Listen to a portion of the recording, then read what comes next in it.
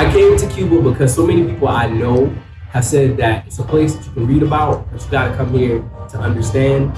And so the first opportunity that I got, shout out to Pastor for Peace, I was like, I'm coming. I wanna see this revolutionary socialist project 90 miles off the shore of the United States. Because I wanted to see what it could be like when the working class is in charge of the state, what socialism has to offer our poor people across the world, and also just to make connections with comrades here. To celebrate the victory of the vaccines that Cuba developed here in Cuba over the pandemic, and the example that Cuba sets for us in the United States and the rest of the world in solidarity, and its belief that humanity is our homeland. To really come to like a socialist country and like see it with my own eyes has been such an amazing experience.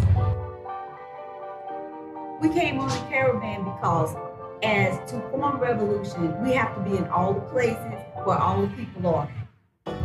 I came to Cuba because I believe in socialism, and Cuba is a North Star for the working class struggles that we're fighting for in a world that is free from the grips of capitalism that just causes death and destruction. And I wanted to see it for myself. I wanted to see it in action, and I wanted to learn from all the healthcare, the education, the social infrastructure, the media, the people, the art, the culture, the politics, and the revolution that's here.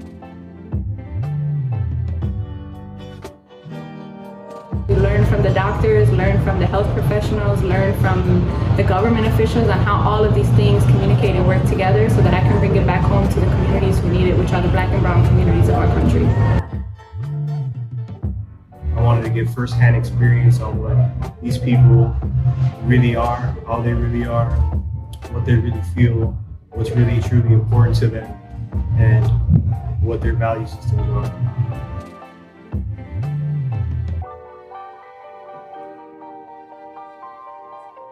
Are you excited to be in Cuba? I'm really excited. We're here. We're in Cuba. Let's go.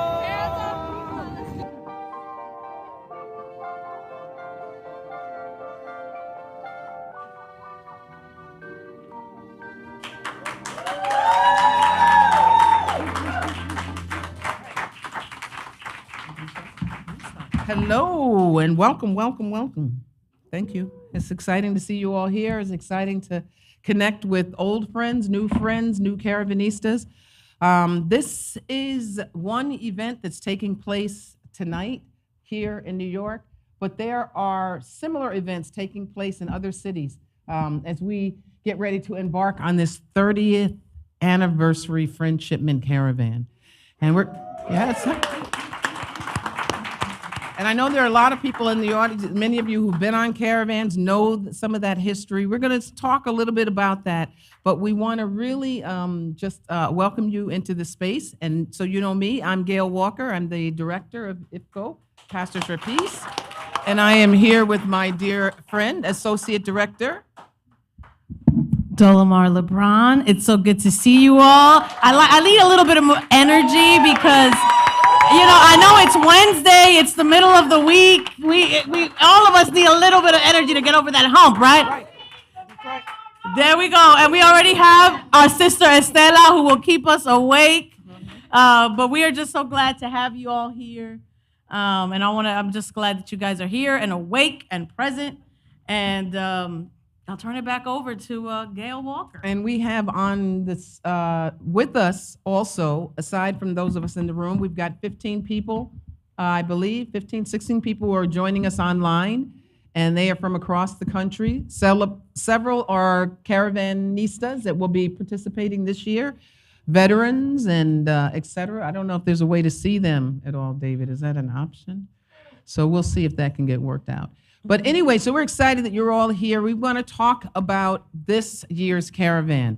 As many of you know, we've been organizing these caravans for many years, and we're looking at, how is it that we can talk about the importance of doing this work and the legacy of the work that was really started in many ways by a person that you see in the room here, in pictures anyway, my father, the late Reverend Lucius Walker, who was, let's give him a hand, right?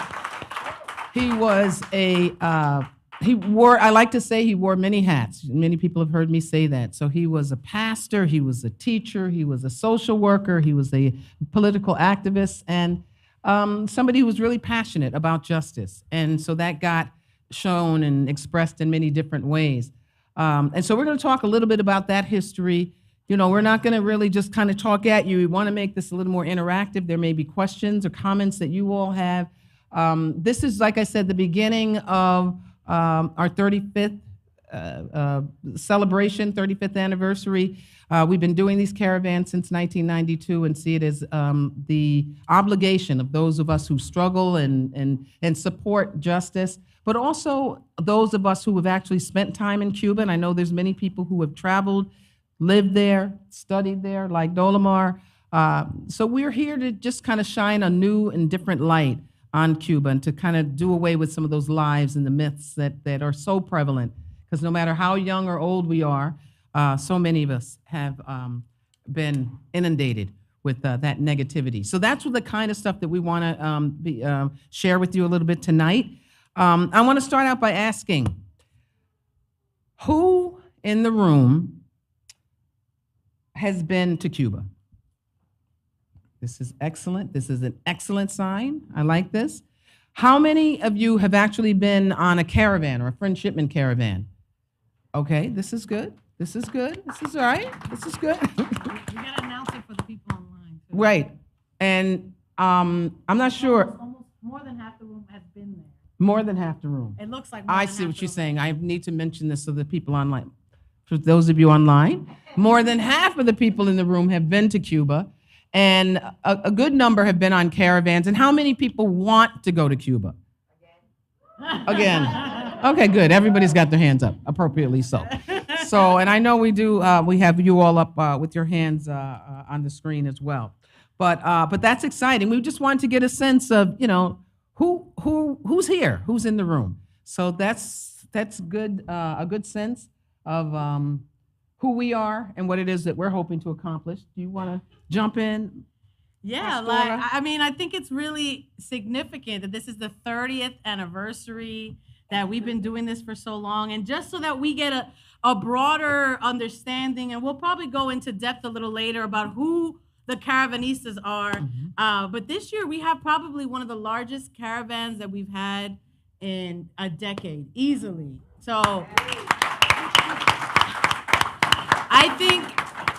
I think that speaks to the hard work that IFCO has continued to do all these years, particularly under the leadership of Gail Walker. I think that also has to do with recognizing the desperation and the need that we have to learn more about Cuba, to learn what it means to be in solidarity with our neighbors, and to want to join that. The other thing that we're really excited about is that more than half of the caravan is under the age of 35, which is also, you know, we need a new generation, a younger generation that will continue this and will take the mantle and continue this legacy that has already been placed before us. And so we're excited about that.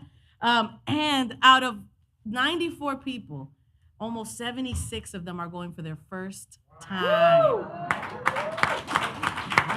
So, I mean, this is a pretty epic year. This is the first, as Gail already shared, there are similar events like this happening throughout, in 3 different areas tonight. One is happening in Chicago, one is happening in Milwaukee, in Albuquerque.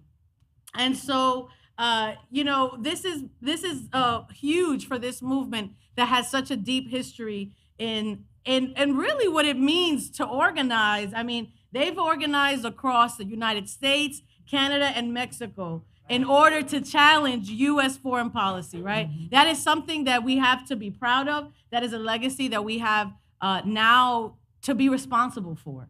And so I want us to listen to the great Reverend Lucius Walker, who will give us, share a little bit of his wisdom and the history of Pastors for Peace. So Without further ado, let's listen to Reverend Lucius Walker.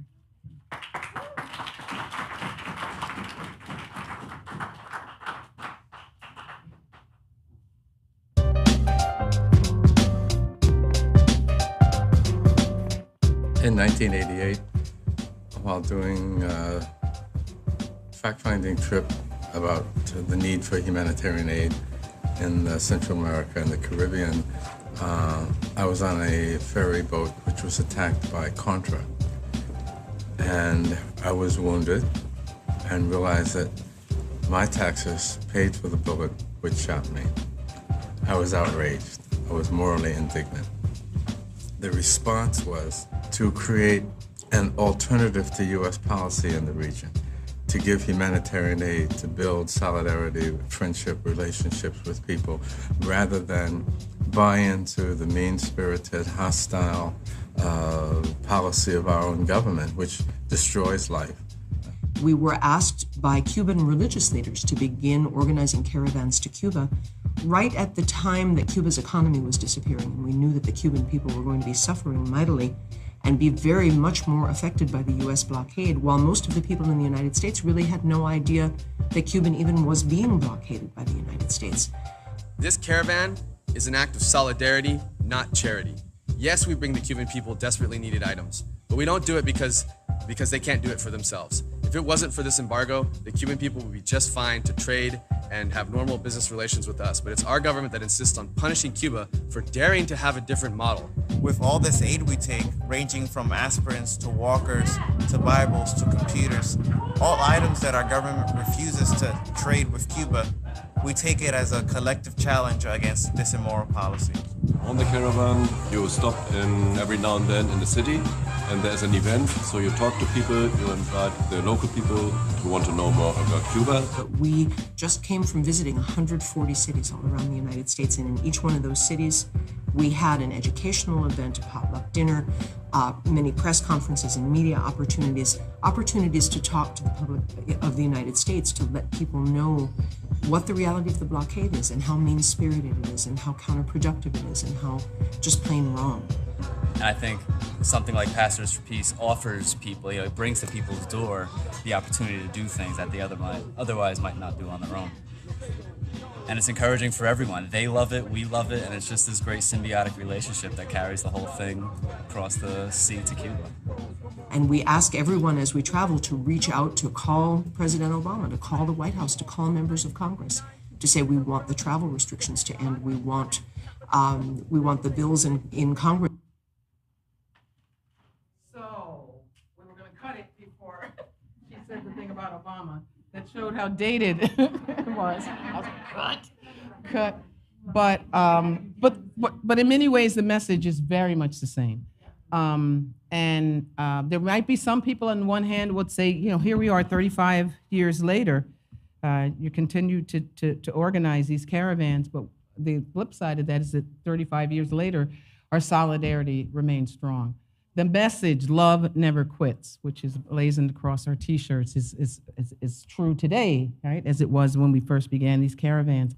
And the support that we have garnered across the country, not just across the country, but various other countries that have participated in caravans, is a part of what this movement calls for, and it's more important in many ways now than it's ever been.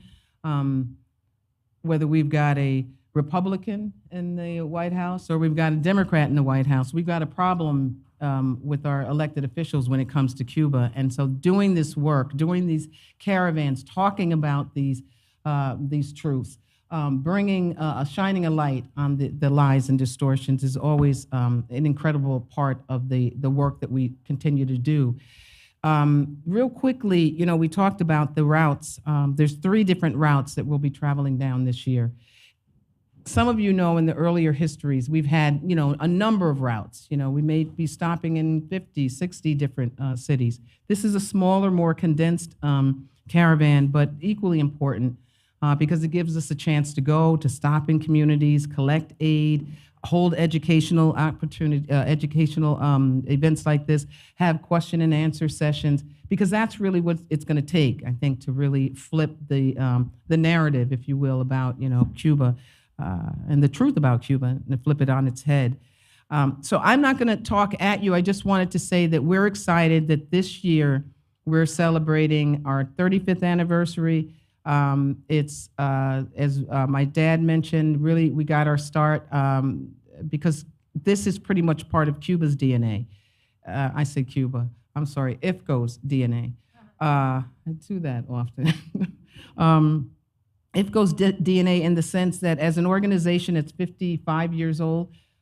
We have really been struggling around supporting and uplifting the issues as diverse as fighting the Klan or the racist violence here in this country, fighting against apartheid in South Africa. In the 80s, we began doing work in Central America and educating people about what was referred to at that time as low-intensity warfare. And I know that makes no sense, right? How can a war be low, intense? I mean, the words don't even go together. But that was the policy at the time under the presidency of Ronald Reagan in particular. And it was during that time that IFCO began organizing educational events to go, educational delegations to travel to different countries that were being impacted by our government's foreign policy in terrible and horrific ways. And it was educating US audiences about that and networking with communities like this, churches, community centers, connecting with the People's Forum of the world, the People's Forums of the country, but of various other countries as well, and building a movement and building our own movement. And that's what this is really a part of. And you are part of a legacy that has really been committed to lifting up the truth about what our government's policies have meant and showing what a true people-to-people foreign policy initiative can look like. And that's what the caravans are. We won't have as many trucks or buses. We won't have as many boxes of aid, but we will take a plane load of people. Well, as Dolomar mentioned, there'll be 90 of us. We'll have tons of aid in the form of medicines for the most part that we'll be picking up as we stop along different communities. And an aid that we will purchase once we arrive at our destination in Florida. And from there, we will have our orientation and then head on to Cuba. So that's what we're planning to do. You all are just equally a part of this process as the people who are traveling, because without the support of you all to continue to lift us up and give us that kind of support, we really seriously couldn't do this work. So thanks for being here. Thanks for being excited. Thanks for being willing to leave your friends and families and homes and travel with us to Cuba and see Cuban reality for itself. That's it. Points out. Now, what I would like to do, because I don't want you just to hear from me, I want to ask a couple of people maybe to come forward who have been involved in past caravans. And then we're going to do something. We want to make sure that we're focusing attention on the caravanistas that are coming this year. But before we do that, Dolomar, who are we asking to come up and to speak? Yourself. Okay. Go ahead. Come on down. Well, my connection to Cuba, I'm just going to take this. I feel really short behind this thing. This is the story of my life behind pulpits. I am also a pastor, so I have to carry around my box with me whenever I go speak at places. But my connection to Cuba came on a trip that I did during my seminary experience at Boston University School of Theology. Shout out to Boston University. One of the few seminaries in the United States that has a relationship with the ecumenical seminary in Matanzas, Cuba. And so they had a travel seminar. My focus in seminary was studying liberation theology and ethics. And when I went to Cuba, they offered a workshop on what they call theology in revolution, which was the liberation theology that emerged from Latin America, but from a Protestant perspective. A lot of words to just say it's very unique to Cuba. And when I heard it about it, I had to come back and study more. And I came back really moved by my experience, really moved by the resilience that I saw and the creativity that I saw, and really how principled of a people they were, particularly from a faith-based perspective, which for me is unique in my experience. That has not been my experience. That's not everybody's experience. But in my experience, I never saw these two worlds, right? These justice worlds and this faith world together as clearly as I saw it there. And so I made a petition to my dean to study a semester abroad. So I lived in Cuba for about 6 or 7 months. I studied a semester in the seminary where I was able to focus on, my focuses, but also had the opportunity to serve in a local church in a rural town in Mayabeque called Los Palos. And I was able to serve with the Martin Luther King Center in Havana. So my time there was completely engulfed in social justice, educational work, but very deeply involved in this being faith work. And so for me, I had always heard of Pastors for Peace. In Cuba, we see the buses of Pastors for Peace that are still rolling around. Every now and then, if you're lucky, you get to catch it on the road, not just on display anymore, right? But the idea is that every time I see that, I would hear about Pastors for Peace, and I honestly, I was committed to Pastors for Peace because I was committed to Cuba, because I'm committed to Latin America, because I'm committed to challenging foreign policy, right? Point blank. And then I went to the caravan. And then I went on the caravan in November of last year. And it doesn't matter how much you've experienced Cuba, it doesn't matter how much you've gone and done, how many people you know. The experience that you have when you're in a caravan, when you're learning together, when you're walking and eating and doing everything together is one that will mark you for life. And not just that, having conversations with people who've been on these last 30 caravans, right? People who haven't missed a caravan, or somebody who missed maybe one because somebody was sick, was by accident. You get really encouraged because you're like, and I say this to Gail all the time, like, we don't do anything here. Like, compared to what they used to do, to see those buses lining up, to see the images of the routes coming from like 30 different points of the from Canada through the United States down to Mexico, to see all these people who were committed to supporting their neighbors, who were committed to telling the truth about what's happening in Cuba, telling the truth about what the United States is doing in Cuba, because as we know, a lot of people don't know about Cuba. They believe what they hear or what they read or what they saw on social media, but people don't know. And so, and look at me now, here I am working with IFCO Pastors for Peace, because we didn't have anything else to do, but mostly because we're committed to being a part of this legacy. I feel responsibility, not only to the Cuban people, but to organizations like IFCO who have been doing this work, who we have so much to learn from and learn about. And so if you're coming on the caravan this year, welcome. I'm excited to get to know you. I'm sure we'll be singing at some point. I'm sure we'll be eating a lot and having a good time. If you haven't come and you want to come, please talk to us. And we would love to make sure you can join another caravan. And if you cannot go for whatever reason, but you still are able to support, where today is also about fundraising. Today is also about how we continue to raise funds. And I'm going to take this moment of personal privilege to share that we have a little healthy competition happening between the routes and fundraising. And so I have a lot of pressure because I made sure last year, New York was weak represented on the caravan. It was maybe like 3 of us. And then North Carolina had like 20 people deep. And I was like, this is not going to happen to New York this time. And this year, New York has the highest number of caravanistas. And I want to be able to say that our Northeast route that started in New York raise the most amount of funds on this year's route. So if you can give, please, we encourage you to give. We still are collecting donations to purchase medicines to take down and to make sure we can continue this project for another 30 years. All right, I'm done.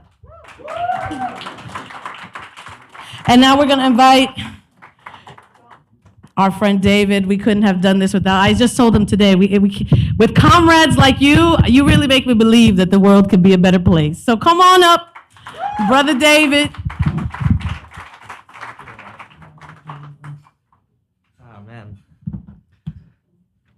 I already hate speaking, but it's even worse following up Rev Dorlamar. How do you follow that up? I was also on the caravan with Rev Dorlamar. It was my first experience going to Cuba. And I just want to say that for the folks that are going, the caravanistas, it's really important that we all understand that you all are carrying an immense responsibility, and especially during these important times. During the time that we went, we had gone just, I think, 4 or 5 months after what the U.S. kind of claimed were protests happening in Cuba. And we saw all over media that, oh, the Cubans are protesting the government, that there's all of these problems happening. But when we went there, the day we were supposed to land, the U.S. media said, oh, there are going to be tons of protests. We land, not a single protester. What we saw was something completely different from what the media covered. We saw not a single homeless person sleeping on the streets. Compared to New York, where just walking here, you see dozens of homeless people. We saw people have community. We went to the Committees for the Defense of the Revolution, and we saw a huge block party of hundreds of people inviting us into their neighborhood. We went to visit Elam, the School of Medicine, and we saw how education could be for free. Medical education, because Fidel Castro had the foresight to see that medicine and biotechnology were going to be so important for life and for humanity. Something that we don't see here in the US, because you have to have either tons of money or take on tons of debt to become a medical doctor, right? And so we saw all these things that the media here does not cover. It's going to be important for the caravanistas during these times, to show that not only is another world possible, it is necessary and that it exists. During these times in the US, when abortion rights are under attack, when women's health is under attack, we have to show that health in Cuba is not only prioritized, it is given to the people, and it is a thing that everyone gets. And right now they are actually passing a family code that allows for abortion and for rewriting what it means to be a family. We also need to talk about education. Here in the US, education is the first thing to be defunded, and then also higher education, it's only accessible to the rich or to those who take on debt. And that is completely different in Cuba. And then we have to talk about housing. In Cuba, people live in homes, and unlike in the US, where homelessness is just constantly increasing, rents are increasing, people can't afford to live in any city in the US. So we need to expose what is happening in the US and compare that to what is happening in Cuba. And most importantly, as caravanistas, you all need to expose the inhumane blockade that the US is placing on Cuba and the Cuban people. It is inhumane, and it cannot last a second longer. It must end now. And so people of the US, you all are the spokespeople. We're not gonna let the media speak for us anymore. We're gonna go over there and make those videos. That first video that you all saw, it was actually a video that we made after a few days on the caravan, I'm the one that says, let's go at the end. So, yeah, I was just really excited once I got off the plane. But yeah, bring those videos, bring those photos back, bring the stories of the people that are there, because those are the things that people here don't see. But that is what the people need to see here in the U.S. So thank you all so much. Really, really awesome. Have a great trip, y'all. Blockade or no! Blockade or no!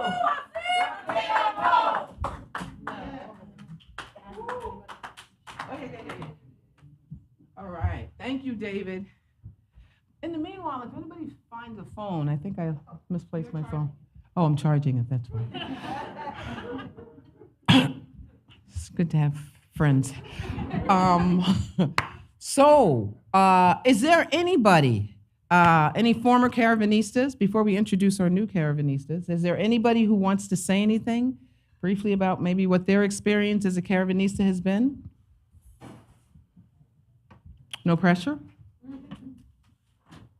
And if not, we want to lift up the caravanistas that will be traveling with us this year. So we have with us David. Is David with us? Okay, so is there any way to see the people that are on the Zoom? That might be tricky. All right, so we're going to come back because there are people that are on the Zoom that are caravanistas, so we want to bring them into this space as well. But why don't we just say who is a caravanista that is coming this year? Maybe state your name and where you're from. Okay. Barbara from New Jersey. Woo! Barbara, what part of New Jersey? Which one? Northern New Jersey. Okay, we'll talk, because I live in New Jersey, so I'm just wondering where you're from. So I want to be able to find you. But I live in Orange. You live in East Orange. We're neighbors. See? It's beautiful. Nice to meet you, Barbara. Sam, can I get you to stand up and just use your big voices?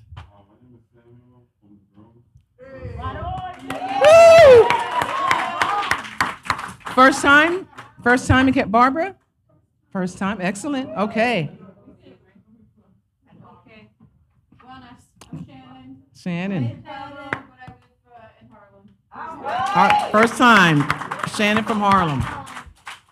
I have a dear friend and sister who I see sitting back in the back row who is gonna stand up and tell us who she is.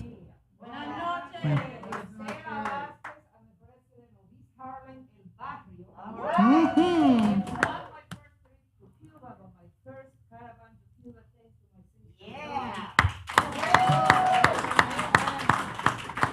That is excellent.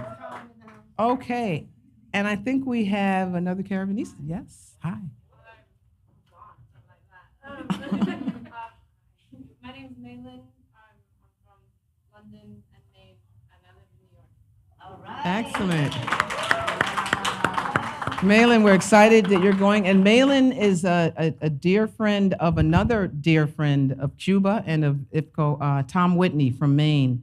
And the project is named appropriately, Let Cuba Live. Wow. Yeah. So it's a great project. They're doing great work. I think we have two other caravanista that are joining us, Rodney and Arthur. So can you just maybe stand up and state tell us your name. Tell us. Rodney Brown. From? And I'm looking forward to it. Yay.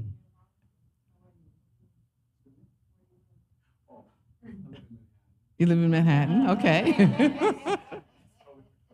Okay. Well, we're excited. Rodney, excited. And Arthur. I'm Arthur. I'm Rodney's partner, Mm-hmm. and I'm looking forward to going. I went to Cuba in 1955, so this is Woo! Right. And I also was very active in the Nicaragua support things in the 1980s. Excellent. So most of my very little about Cuba. Well, this is an opportunity to learn and to come full circle in many ways, Rodney. I'd love to talk to you about some of the experiences that we had in Nicaragua and hear about yours. And so looking forward to caravanning together. So these are just some of the people who will be traveling with us. There's several folk online, and we're going to see if there's any way to kind of pull them in to this. But these are just, some of the 91 caravanistas that will be going. We'll be having two people that will be traveling with us also from the People's Forum, Claudia de la Cruz and her son, Roque. We're super, super excited. And, if Roque's dance steps were anything, there was a celebration here to celebrate the victory in Colombia. And how old is Roque, Manolo? 5, 6.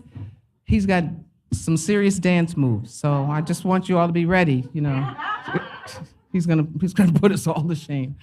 But anyways, professional break dancer. So we're excited that this is going to be a wonderful caravan, and know that that many great things will come out of this. I did want to mention to you all that you might have noticed that I'm sporting the new caravan T-shirt.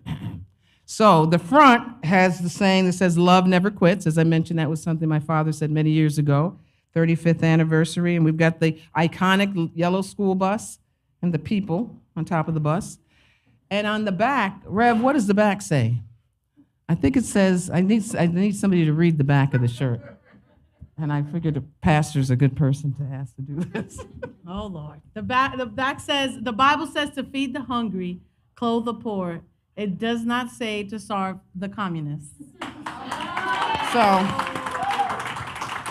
another one of those great sayings that my father had, and we said this is an appropriate thing to put on the front of the shirt. So we are selling these commemorative T-shirts. Emily at the front table will gladly unburden you of any contribution you want to make to purchase a lot of sizes and a lot of T-shirts. And of course, each caravanista that you will receive a T-shirt just for being a caravanista. We also have, Reverend Dolomar, can you come and sport this beautiful other T-shirt we have? Be a real revolutionary, practice your faith. There's a picture of one of the earlier caravans with my dad tussling with the border officials, or not so much tussling, but being arrested. And the back says, we act not just in defiance of our government, but in obedience to our conscience. And so these are messages. This is the kind of messaging that we are interested in putting out. So you too can sport one of these for a small donation. Just see Emily Thomas at the front table. But anyway, we're just really excited and pleased that you all are here. We want to take advantage of your generosity because, as I said, I know that it's hot. It's warm, some of us, get loaded down with all kinds of things like money in our pockets. And we don't really, want all that extra weight. We are here to assist. That's what we do. And so we have two people in the back. We have, yes, there we go. We have a lovely hat that is being passed around and a receptacle. But anybody who's able to, that's right. But anybody who is able to make a contribution to help, really seriously, we're still purchasing medicines on our way to Cuba. Last year we did the same thing. We made a sizable purchase down in Florida, where we will be meeting the other caravanistas and bagging all of our aid up. We anticipate, last year we had about 4 tons of aid, and we anticipate to have at least that much this year, if not more, with more people. So each and every one of you who are participating in this caravan are a part of that important history. So I just want to make sure that we, again, at the front table as you're leaving, or now if you're feeling so inclined, to make sure that you make a deposit into the hat, because this is a fundraiser. What she will pass among you now. But that's an important part of it's an important part of our work. So we're grateful for all you do. to support us. Speaking of gratitude, we couldn't do this work without our partners. We're ecstatic that the People's Forum has opened its doors once again to allow us to gather, to meet, to share. It's wonderful that we know we will have members of the People's Forum to participate in this year's caravan as they did in the past. And I also want to lift up the support of our wonderful food committee, our team of folk, Nora and Eugene and Ann and Dolores and all the many. Thank you all for just being here and helping to make the refreshments available. I think, Dolamar? Sure, come on up. Okay, hold on for this. But I just want to say Jaime Mandetta, who's done Cuba work since some of you long before some of you were born, but has pledged $250 for tonight's thing. So match that, some of you guys. And if you want to send a check, give me a check, or we'll talk about how to send a check.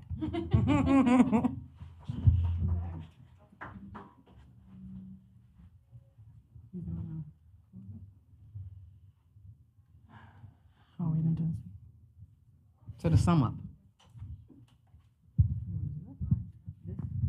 Okay, as we're still collecting, we see a little hat passing around. It's a very churchy thing to do, to pass the hat around. We don't like to leave the space. And I remember growing up with a pastor who always used to say, I like the green colors, but I also like the yellows and the reds and the blues colors, too, referring to the checks. So yes, if you do have a check, we do have options for that as well. But really, and we joke around, but the reality is, this weekend, I preached on Frederick Douglass's sentiments about the 4th of July. And this idea that, he has such really, and if you have not read it, I encourage you to read What to the Slave is the 4th of July. And he makes these really clear connections between what are we celebrating really? Because your celebrations ain't what I'm celebrating, ain't my experience.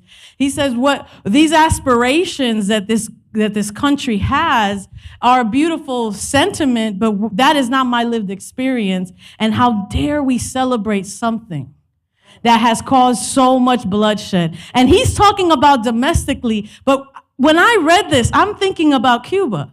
How dare this country celebrate anything when you think about the carnage and the damage it's done to the majority of Latin America and Africa and all the parts of the world? How many countries that this country has disabled just with the fact that the United States still has a military base in Cuba. 60 plus years later, not just a regular military base, an inactive one. No, this is literally the worst of the worst military bases that the United States has. I don't know if you saw the New York Times article that came out a couple weeks ago that highlighted pictures of the torture that was happening, particularly to Black and brown Muslim men that were taken in there under the guise of tackling terrorism. These are the things. There's nothing that we have to celebrate in this country. And for me, when it comes to supporting Cuba, when it comes to supporting our neighbors, when it comes to supporting, for us people who want to say that we are either people of faith or people of conscience or people who believe that another world is possible, then that often means we need to put our money where our mouth is. We need to put our time where our mouth is. We need to put our legs and our hands and our feet and our mouths and our heart to where our time is, because this takes a lot of work. It takes a lot of effort. It takes a lot of our own self-encouragement. That's why we got to joke around.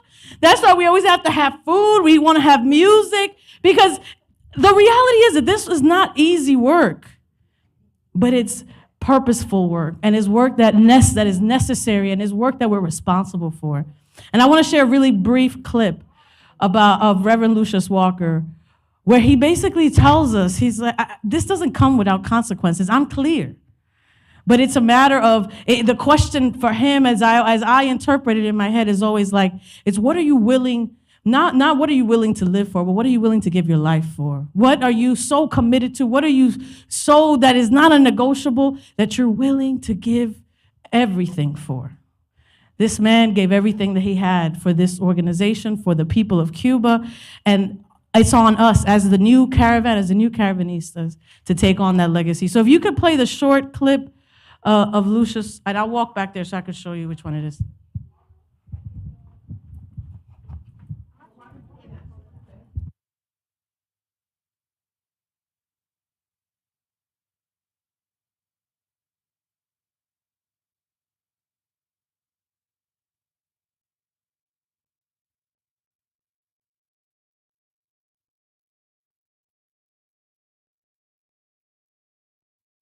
Yes, we should give it to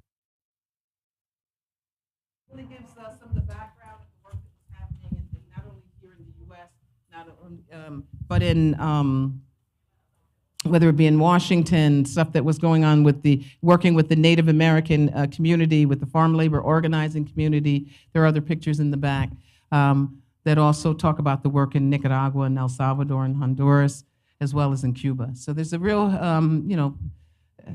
a wonderful expression of history. So take a look at the pictures if you didn't get a chance to do that. And now waiting. And we're waiting. And something's coming up.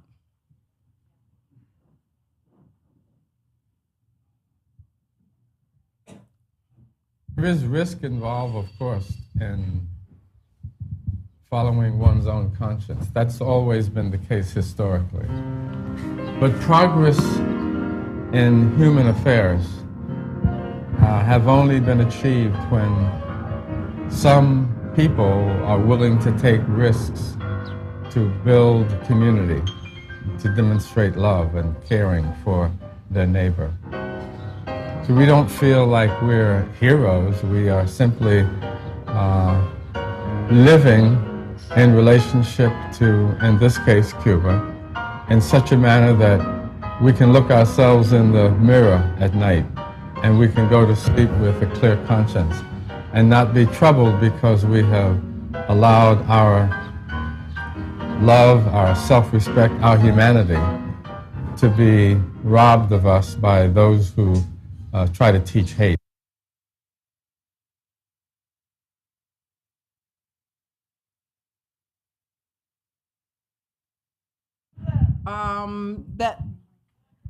Sorry, I'm not sure where that video was. Was that in, that was in Cuba. Manolo was probably there. That was in Cuba. Well, so before we kind of close and move to an end, I'd like to know, we'd like to open up the floor for questions and answers. In case anyone has any questions specifically regarding IFCO, regarding this upcoming caravan. I mean, I haven't spoken to Gail, but I'm sure there's still spots open if anyone is interested to sign up to attend. Does anyone have any questions? Comments? Anything to share? You know, it's any time that there are different generations in a room, I always like to open up the space because I know that there are stories out here to tell. I know that there's wisdom out here to share. I know that there's questions out here. So what I'm gonna probably do is I'm gonna play the song, and I'll give you guys some time to think, and then we'll come back. All right? Oh, we got a question already? We got a comment already? All right, beautiful. What is it that you guys are going to be doing there, and do you have a winter trip? Is there? Very hot there, so I'm like, what's going on? So I want to be here so the people that are on Zoom can see us. So yes, we will be heading down. We will be in Cuba from the 18th until the 30th of July. We've got a full program where we will be all over Havana. We'll be visiting Cienfuegos during July 26th, which is similar to the 26 de julio a very important commemoration in Cuba. We'll be visiting museums and hospitals and schools, and we'll be visiting the Latin American School of Medicine. We'll get a chance to visit, as I mentioned, Cienfuegos, Havana, Matanzas. There'll be a little bit of everything. We try to also factor in free time, and Pambana, you know how tricky that is, because we want people to see as much as they can see, but we also know that people need things like rest, you know, bothersome sometimes, but we've got to make sure that that gets factored in too. So that's what we're doing. And what we had done last year, we did a trip in November, and but typically it's in July because that's when people who can go with us often are able to go, students. But it was nice to be there in November too, because July is tough, it's hard. So we may be doing a November trip next year. That's what we're at least talking about. Any other comments? Yeah. Yeah, I've been on probably 7, 8, 9 caravans, a couple of delegations. That's Eugene Hammond. I've never seen anybody sleeping in the streets. I've never seen people like wandering around with no place to go. It seems like a place where if someone was really messed up, other people would come over and say, come to my house for a couple of days and we'll take care of you so you can get back on your feet. I also wanted to mention two other things. One about police and guns. Many years ago, we were on a caravan and I was sitting somewhere in a little park closer to Malacon, just outside of Havana, and there was like a guy screaming at 3 women who were screaming at him. And a few minutes later, a police car comes up, and the cop does not go. Yeah. Like this, he says, and the guy walks over to the van and gets in the van, and that's it. The only other time I saw a gun in Havana, we were there during the special period once, which means it was so tight. In Havana, 85% of people were walking to work or to school to somewhere, or on bicycles. And I saw, I guess somebody who was in the military on a bicycle with a gun across his shoulder, and his wife, I guess, in back, holding his, holding her arms around him. That was the gun I saw. And it's not like here in the United States, and you don't see shootings and violence. You just do not see it. One other thing I mentioned, Nora said I should talk about. We were on a delegation the end of March through, end of May to beginning of June, like 13 days. Older people, 64 to 82, and I was the only one that had accident. I got up in the middle of the night to urinate, and I tripped, and I slammed down against the side table, and big cut in my ear, and luckily Nora ran downstairs with a flashlight and got somebody who got, our guide was across the street, Sango, and we went to a local hospital, and they stitched up my ear, and Nora was a nurse, so it was at least like 15 stitches, but they have almost no equipment there. It is so old. They didn't have antibiotics. They're being crushed by the United States. That's right. Countries that trade with Cuba cannot bring their ships into U.S. docks for, I don't know, 60 days or 6 months. I don't know what it is now.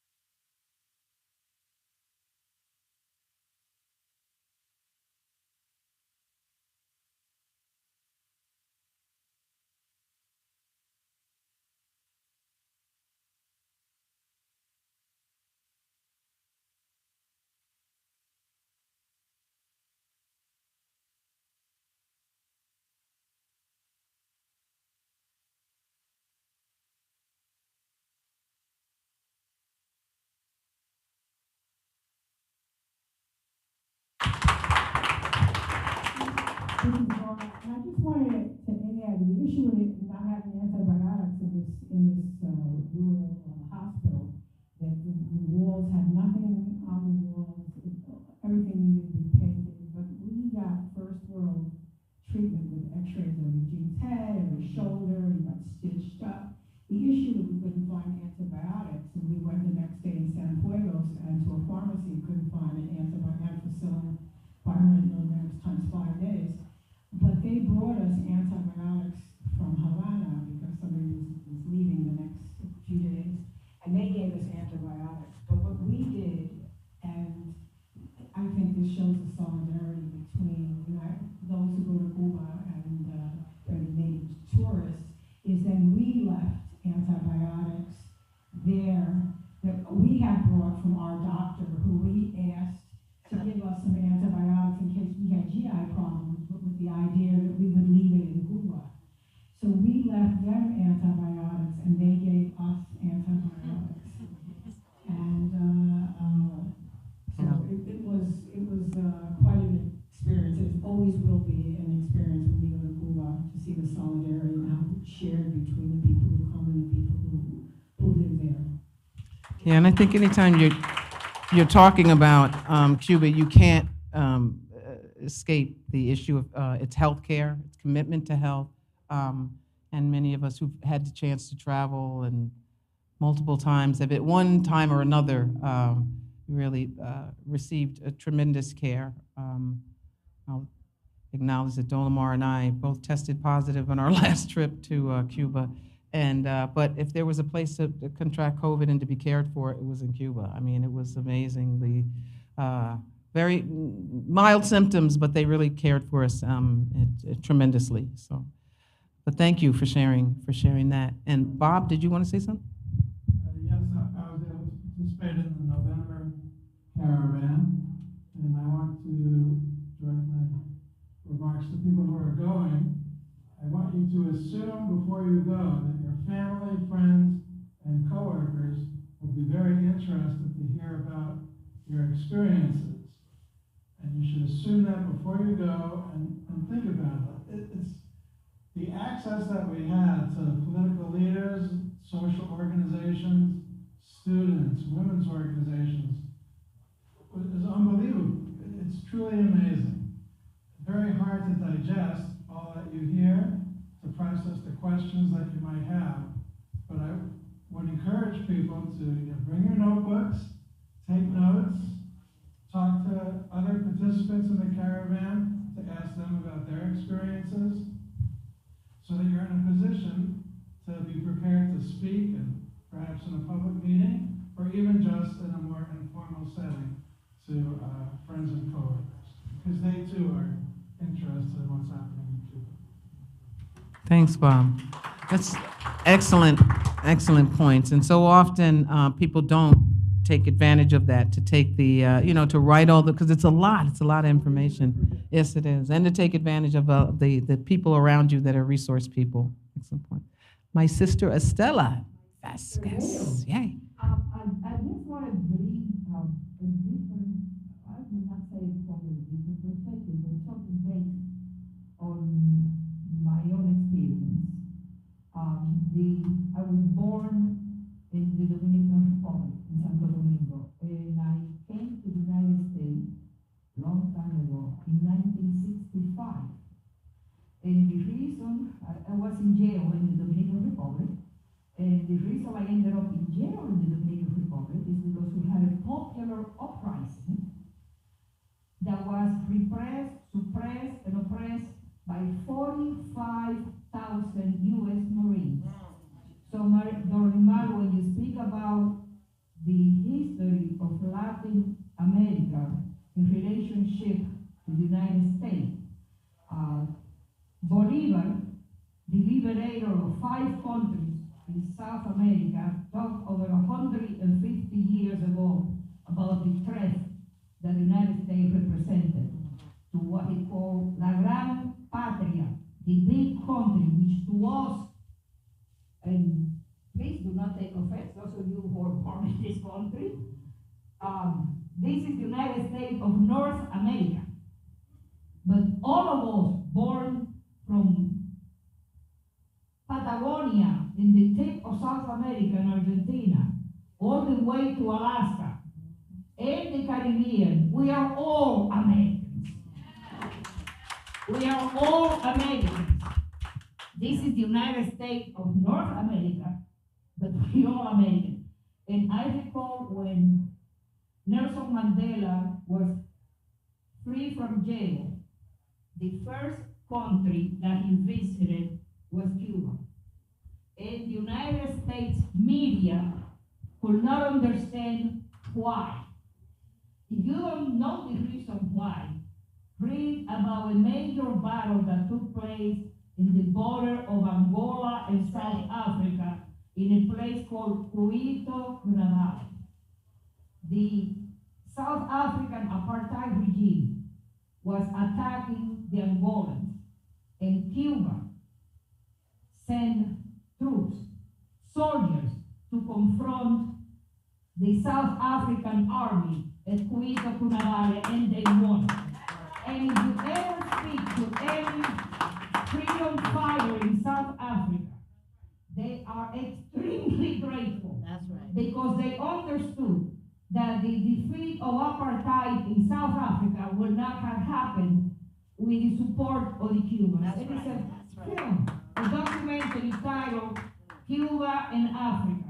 Because one thing that Fidel and the revolutionary leadership understood was the debt that we people in the Americas owe to the motherland, to the mother continent, and the need for solidarity. So the question, when you go to other countries, somebody mentioned the School of the Americas, the medical school. I saw in South Africa doctors, South African doctors trained in Cuba. But I also was in Haiti shortly after the earthquake in 2010 and met Cuban doctors. Cuban doctors giving solidarity was the first country that responded to the earthquake in Haiti and sent doctors. So I'm looking forward to sharing with those of you who are going for the first time. And I'm looking forward sharing the experiences. And please, it's very important to do that. I have spent the last 40 years of my life in this city working for a union, which I'm very proud of. 1199 SCIU, the Healthcare Workers Union. And we have been in solidarity with Cuba on plenty of occasions. I would say that all three of our former presidents have been to Cuba. We have a history of solidarity with the Cuban people. We will continue to do that in the union. And I'm retired from work. I am not retired from the movement. And just to add to that, last caravan, we had a similar experience when one of the caravanistas had met Cuban doctors at the border in Mexico. And she does immigration work on the border and helped this Cuban doctor set up an emergency medical unit to treat the immigrants on the border. Right on. And the stories can go on all night. On and on. You know, I'm going to say it. I'm trying to decide whether I'm going to say this or not, but I'm going to say it. Black folk will know what I mean by this, because often black and brown people, we might say, are there black people that live in such and such a place? Or really, there's black people in Milwaukee or where I'm from or such and that? I'm like, yeah, you know. And we laugh. We said, there's black people everywhere. So it's a thing among. The reason I bring it up is because there's Cuban doctors everywhere, it feels like. You're right. My first time in Nicaragua when we were on the counterattack, you know, and we met these Cuban doctors. That was the first time I even knew anything about Cuba and Cuban doctors and Cuban healthcare. But there's so many connections. But and in various parts of the globe. But yeah, just about every nation you think about, I mean, Cuba's been there. And I like to say, and I mean this sincerely, like when others were running from the fight, Cubans are always running toward the fight, you know. Wasn't that long ago in Western Africa, Ebola, you know, who was the force that was fighting that? Those were Cuban medics. And it was a deadly disease. Of course, there were people who were frightened. And there's example after example in nation after nation where this has been the case. And that's what we want to help shine a light on and help dispel those myths that are weigh so heavily on us when we talk about anything related to Cuba. This has been great. I'm looking forward to it. I'm excited to be caravanning with a bunch of you all. I'm really excited that so many of you came out tonight to see us, to be with us, to support us, to send off this 35th anniversary Friendshipment Caravan. We're going to have, Dolmar, did we give them the stats? 48 women, a whole bunch. I'm trying to get it here. 90, did you give it 94 humans? We got to get this correct. 50% under 35? You putting that up? I can't see this. Right? 2/3 people of color?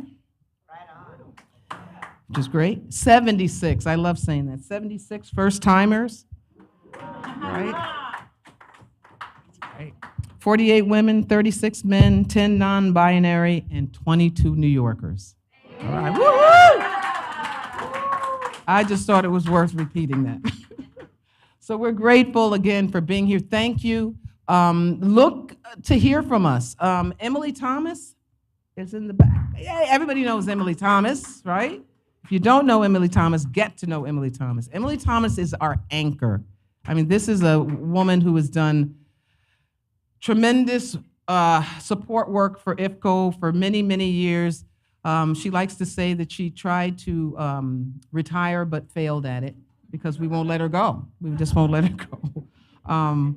But she's a wonderful friend, and she's really the person who knows how to be in touch with us whenever we're on the road. But she will also let you know if there's any problems that we encounter, and that's why signing that sign-up sheet in the front is so important so that we can maintain our communication with you. In case there's anything that we run, any problems that we run into and we need your help as our emergency response network.